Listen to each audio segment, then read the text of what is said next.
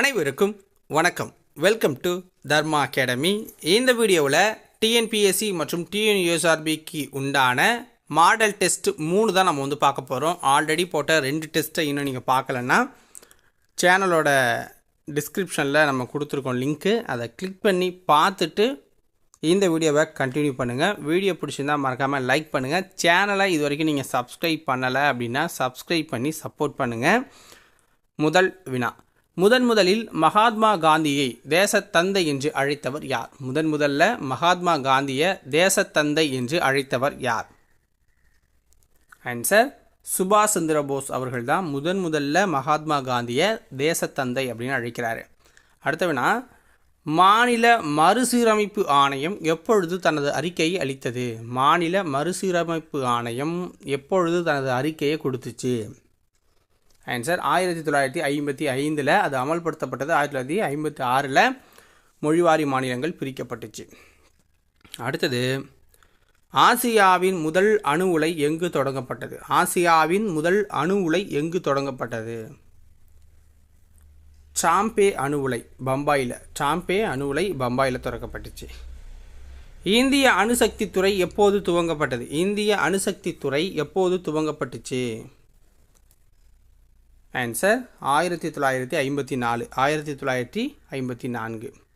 அடுத்த வினா: சாம்பே அணு உலை எப்போது துவங்கப்பட்டது? சாம்பே அணு உலை எப்போது துவங்கப்பட்டது? ஆன்சர் 1956. அடுத்த வினா பாருங்கள். தேசிய இயற்பியல் ஆய்வுக்கூடம் எப்போது தொடங்கப்பட்டது? தேசிய இயற்பியல் ஆய்வுக்கூடம் எப்போது தொடங்கப்பட்டது? ஆன்சர் 1947. ஐஐடி கோரக்பூர் எப்போது ஆரம்பிக்கப்பட்டது? ஐஐடி கோரக்பூர் எப்பொழுது ஆரம்பிக்கப்பட்டது? 1952.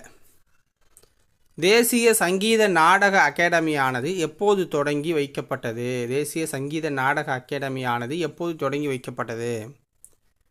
ஜனவரி 28, 1953. ஜனவரி 28, 1953. அடுத்த வினா: பிகு பண்டிகை எந்த மாநிலத்தில் கொண்டாடப்படுகிறது? பிகு பண்டிகை எந்த மாநிலத்தில் கொண்டாடப்படுகிறது? அசாம் மாநிலத்தில் கொண்டாடப்படுது. அசாம் மாநிலத்தில் கொண்டாடப்படுது. இந்திய தத்துவம் மற்றும் சமயத்தை பற்றி தெரிந்து கொள்ள உதவும் நூல் எது? இந்திய தத்துவம் மற்றும் சமயத்தை பற்றி தெரிந்து கொள்ள உதவும் நூல் எது? இண்டிகா அப்படிங்கிற நூல் தான். புஷ்யமித்ர சுங்கர் அவர்களை பற்றி தெரிந்து கொள்ள பயன்படும் நூல் எது? புஷ்யமித்ர சுங்கர் அவர்களை பற்றி தெரிந்து கொள்ள பயன்படும் நூல் எது? மால விகாகினி மித்திரம். மால விகாக்கினி மித்திரம் அப்படிங்கிற நூல் தான். அவரை பற்றி தெரிஞ்சுக்கலாம். துக்ளக் வம்சத்தினை பற்றி விவரிக்கும் நூல் எது? துக்ளக் வம்சத்தினை பற்றி விவரிக்கும் நூல் எது?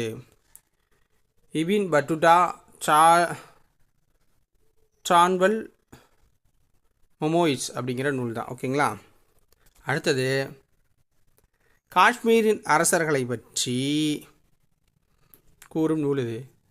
காஷ்மீரின் அரசர்களை பற்றி கூறும் நூல் ராஜதரங்கிணி. ராஜதரங்கிணி அப்படிங்கிற நூல் தான். கீழ்கண்டவற்றில் 2வது வட்டமேசை மாநாட்டில் கலந்து கொள்ளாதவர் யார்? கீழ்கண்டவற்றில் 2வது வட்டமேசை மாநாட்டில் கலந்து கொள்ளாதவர் யார்? ஆன்சர் கோபாலகிருஷ்ண கோகலே. கோபாலகிருஷ்ண கோகலே.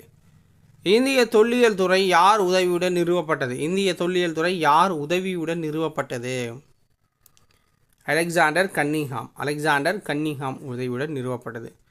இரட்டை கோள்கள் என அழைக்கப்படுவது எது? இரட்டை கோள்கள் என அழைக்கப்படுவது எது? வெள்ளி மற்றும் புவி. வெள்ளி மற்றும் புவி.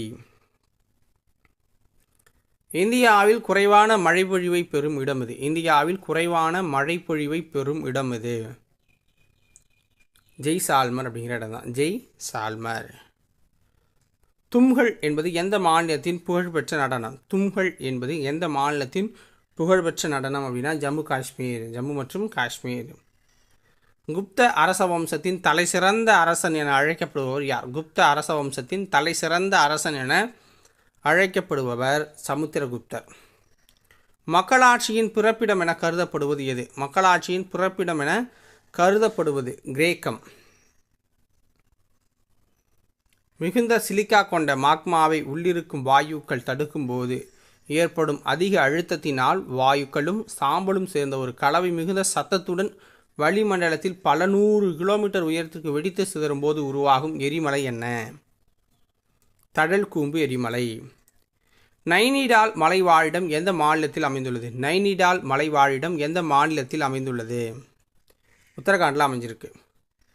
TAAI என்பதன் விரிவாக்கம் என்ன? TAAI என்பதன் விரிவாக்கம் என்ன? Answer travel agents association of India. பேரிடர் மேலாண்மை சட்டம் கொண்டு வரப்பட்ட ஆண்டு என்ன? பேரிடர் மேலாண்மை சட்டம் கொண்டு வரப்பட்டது 2005.